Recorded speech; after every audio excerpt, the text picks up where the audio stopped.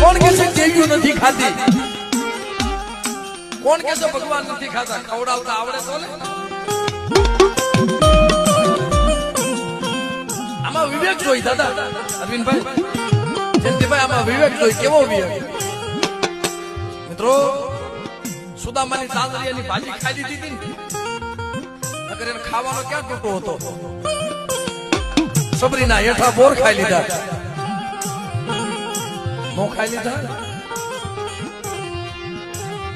એમ ગરીબનો મુઠ્ઠી કણુકો દેવ્યું ખાઈ લે, ભલે ખાલી એક નાનું એવું લીખાણું હોય ને, તમારી શપથ પ્રમાણે તમે આપો ને, દેવી તો જમીન અમીનો ઓડકાર લઈ જાય.